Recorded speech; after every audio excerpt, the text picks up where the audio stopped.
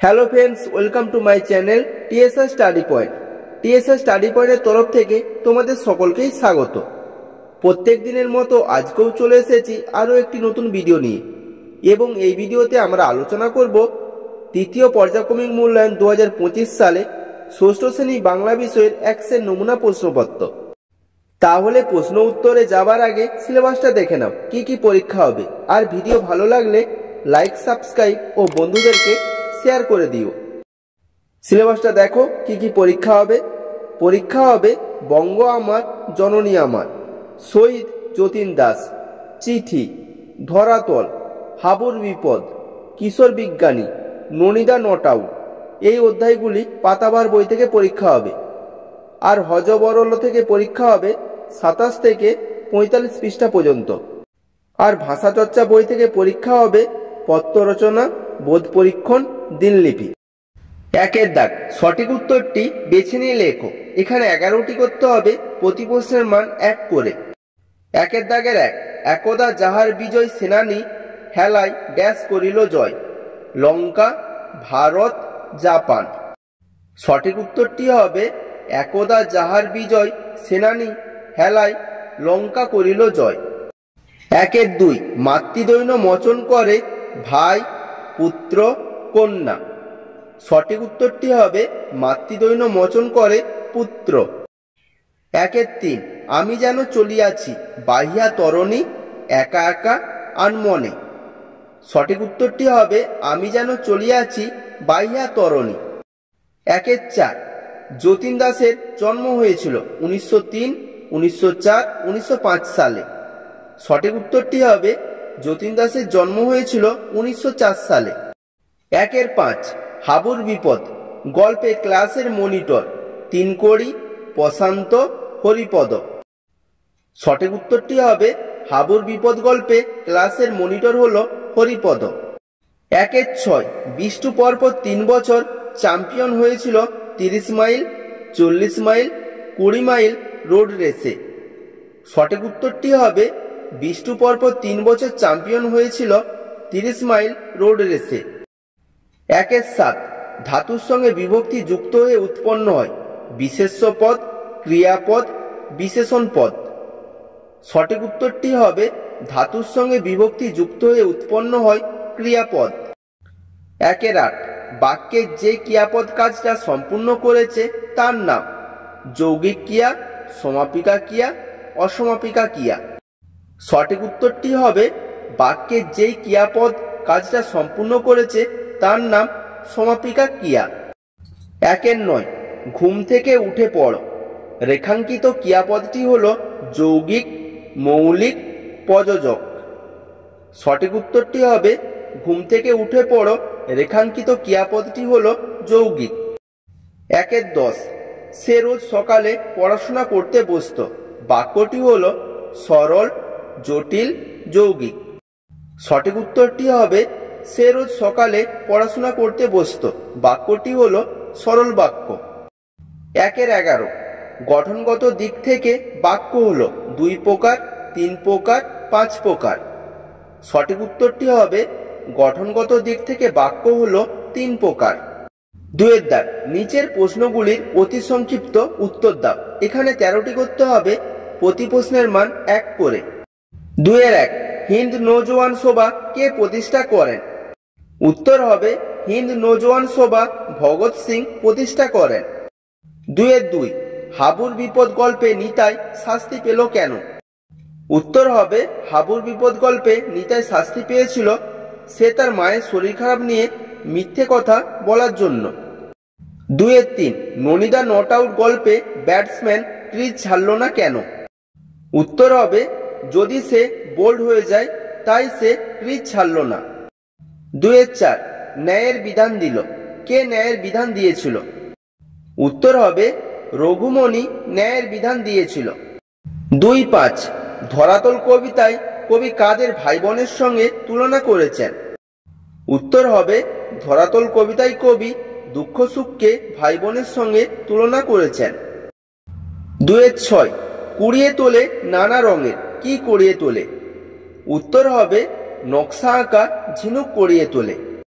2-7, কোন দুটি মাস বাংলাদেশে বর্ষাকাল?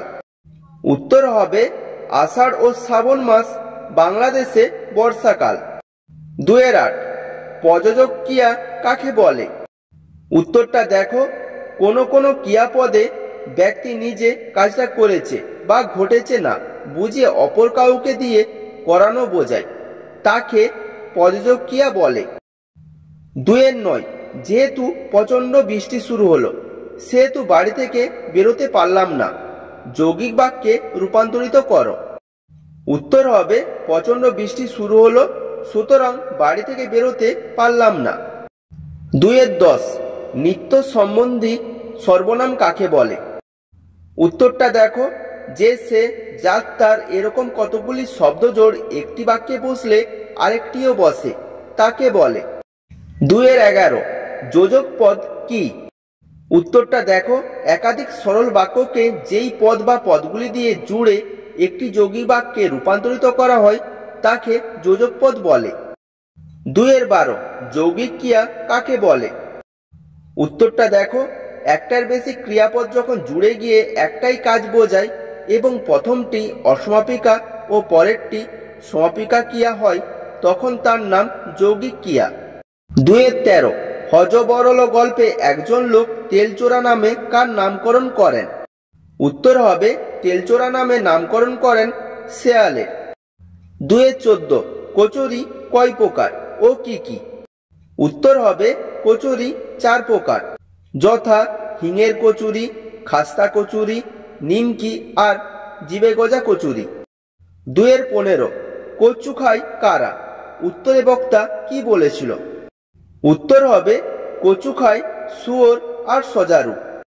3 দাগ নিচের প্রশ্নগুলির সংক্ষিপ্ত উত্তর দাও। এখানে দুটি করতে হবে, প্রতি প্রশ্নের মান 2 করে। প্রশ্নটা দেখো, 3-1 যুদ্ধ করিল প্রতাপাদিত্য। প্রতাপাদিত্য কে ছিলেন? তিনি কাদের সঙ্গে যুদ্ধ করেছিলেন?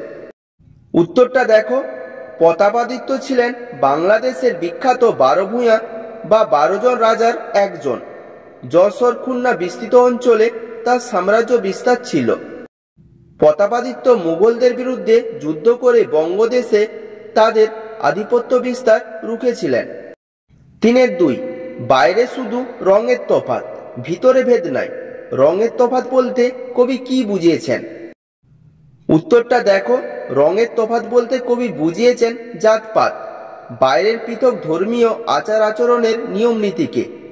এইগুলি শুধুমাত্র বাইরের তফাৎ, অন্তরে শরীরে আমরা সেই একই মানুষ, একই ঈশ্বরের সৃষ্টি। 3-3 কবির কল্পনায় নৌকাযাত্রায় কি কি দৃশ্য তিনি দেখেছেন? উত্তরটা দেখো, কবির কল্পনার নৌকাযাত্রায় তার নদীর কূলে কূলে শ্যামল প্রকৃতির রূপ দেখেছেন। নদীর 2 তীর থেকে দুঃখ সুখ ভাই বোনেরা যেন করুণ চোখে কবির দিকে তাকিয়ে আছে। নদীর তীরে ছায়া সুনিবিড় ভালোবাসা দিয়ে ঘেরা ছোট গ্রামগুলি দৃশ্য কবিতার কল্পনায় দেখেছেন। 4 দাগ নিচের প্রশ্নগুলির বিস্তারিত উত্তর দাও। এখানে দুটি করতে হবে, প্রতি প্রশ্নের মান 2 করে। 4-1 3 কড়ি হাঁ করে হাবুর খাতার দিকে তাকিয়েছিল কেন? উত্তরটা দেখো, হাবু তার অঙ্কের খাতা খুলে সেখানে বাংলা রচনা লেখা আছে এমনটা ভান করে লেখাটি নিজের মনে বানিয়ে বলে যাচ্ছিল। 3 কড়ি হাবুর পাশে বসে সমস্তটা দেখে হতবাক হয়ে গিয়েছিল, তাই সে হাঁ করে হাবুর খাতার দিকে চেয়েছিল। 4-2 শুধু ননিদার মুখে কোনো বিকার নেই। ননিদার মুখে বিকার ছিল না কেন? উত্তরটা দেখো, সবার মুখ যখন ম্লান তখন ননিদার মুখে কোনো বিকার ছিল না। তার কারণ তিনি জানতেন কৌশল করে কিভাবে ম্যাচটি হারবার হাত থেকে বাঁচানো যেতে পারে। 4-3 ঝিনুক কুড়োয় জ্ঞানের সাগর বেলায় অংশের তাৎপর্য ব্যাখ্যা করো। উত্তরটা দেখো, অন্নদা শঙ্কর রায় রচিত কিশোর বিজ্ঞানী কবিতার অন্তর্গত এই উপরি উক্ত লাইন দুটি। বিশ্বজুড়ে সমুদ্রের মতন অনন্ত ও অপার জ্ঞান ছড়িয়ে রয়েছে। জীবনের জ্ঞানরূপী সমুদ্রের বেলাভূমিতে জ্ঞান সংগ্রহ করাকেই এখানে ঝিনুক কোড়ানো বলে বোঝানো হয়েছে। দেখো, 5-এর দাগ থেকে 10-এর দাগ পর্যন্ত সমস্ত প্রশ্নগুলি এখানে সাজেশন আকারে আলোচনা করব। এই প্রশ্নগুলি কিন্তু এবারে পরীক্ষার জন্য খুবই ইম্পর্টেন্ট, তাই তোমরা এই প্রশ্নগুলির উত্তর ভালোভাবে করে নিও। যদি কিছু সমস্যা হয় তাহলে আমাকে কমেন্ট করে জানিও। তাহলে এবার প্রশ্নগুলো দেখো। 5-এর দাগ, নিচের প্রশ্নগুলির অতি সংক্ষিপ্ত উত্তর দাও। এখানে একটি করতে হবে, এর জন্য 3 নম্বর থাকবে। 5-এর দাগের 1, তাকিয়ে দেখি আমার আশেপাশে চারদিকে ভিড় জমে গিয়েছে। কার কথা বলা হয়েছে? তার আশেপাশে ভিড় জমার কারণ কি? 5-এর 2, ন্যাড়াটা খুব অভিমান করে বলল। ন্যাড়া কে? সে অভিমান করে কি বলল? এবারে 6-এর দাগ দেখো, নিচের প্রশ্নগুলির বিস্তারিত উত্তর দাও। এখানে দুটি করতে হবে, প্রতি প্রশ্নের মান 5 করে। 6-এর 1, মনে হয় সব নিয়ে এই ধরনই ভালো। কার মনে হয় এবং কেন মনে হয়? 6-এর 2, আমরা ঘুচাবো মা তোর দৈন্য। মায়ের দৈন্য কেন? কারা কিভাবে মায়ের দৈন্য ঘুচাতে চায়? 6-এর 3, তাহাতে জীবন করদান। তাহাতে বলতে কি বোঝানো হয়েছে? জীবনদানের তাৎপর্য লেখো। 7-এর দাগ, নিচের প্রশ্নগুলির বিস্তারিত উত্তর দাও। এখানে দুটি করতে হবে, প্রতি প্রশ্নের মান 5 করে। 7-এর 1, শেষ পর্যন্ত এলো শেষের সেই ভয়ঙ্কর দিনটা। কোন প্রসঙ্গে বলা হয়েছে? ভয়ঙ্কর দিনটার বর্ণনা দাও। 7-এর 2, ওই ভাঁজ তার চিহ্ন। কার কথা বলা হয়েছে? কিসের ভাঁজ? কোন ঘটনার প্রতি ইঙ্গিত করা হয়েছে? 7-এর 3, এরপর বিষ্টু বল ডেলিভারি দিল। বল ডেলিভারির আগে বিষ্টু যা যা ঘটনা ঘটায় তা আলোচনা করো। 8-এর দাগ, নিচের প্রশ্নগুলির বিস্তারিত উত্তর দাও। এখানে একটি করতে হবে, এর জন্য 5 নম্বর থাকবে। 8-এর 1, আমি তো অবাক। বক্তা কে? সে কোন ঘটনায় অবাক এবং কেন? 8-এর 2, সজারুটা ভয়ানক কাঁদতে লাগলো। সজারুটা কখন কেঁদেছিল? কেঁদে সে কি বলেছিল? উত্তরে কে কি জানিয়েছিল? দেখো, 9-এর দাগে তোমাদের বোধ পরীক্ষণ আছে। বোধ পরীক্ষণ কিভাবে করতে হয় তোমরা নিশ্চয়ই জানো, তাহলে বোধ পরীক্ষণটা দেখো। 9-এর দাগ, নিচের অনুচ্ছেদটি পড়ে প্রশ্নগুলির উত্তর দাও। এখানে 5 নম্বর থাকবে। যারা বোধ পরীক্ষণ প্রশ্নের কিভাবে উত্তর দিতে হয় জানো না, তারা কিন্তু আমাকে কমেন্ট করে জানিও। আমি পরবর্তী ভিডিওতে বোধ পরীক্ষণ কিভাবে করতে হয় শিখিয়ে দেব। দেখো, এটা বোধ পরীক্ষণ, এটা ভালো করে দেখে নেবে। এর নিচে প্রশ্ন আছে, সেই প্রশ্নগুলোর উত্তর করে নেবে। 10-এর দাগ, যে কোনো একটি বিষয় অবলম্বন করে পত্র রচনা করো। এখানে 5 নম্বর থাকবে। 10-এর 1, বিদ্যালয় প্রাঙ্গণে শব্দ দূষণের মাত্রা নিয়ন্ত্রণের আবেদন জানিয়ে সংশ্লিষ্ট পরিবহন দপ্তরের অধিকারীকে একখানি পত্র লেখো। 10-এর 2, বিদ্যালয়ে দেয়াল পত্রিকা প্রকাশের অনুমতি চেয়ে প্রধান শিক্ষিকার কাছে পত্র।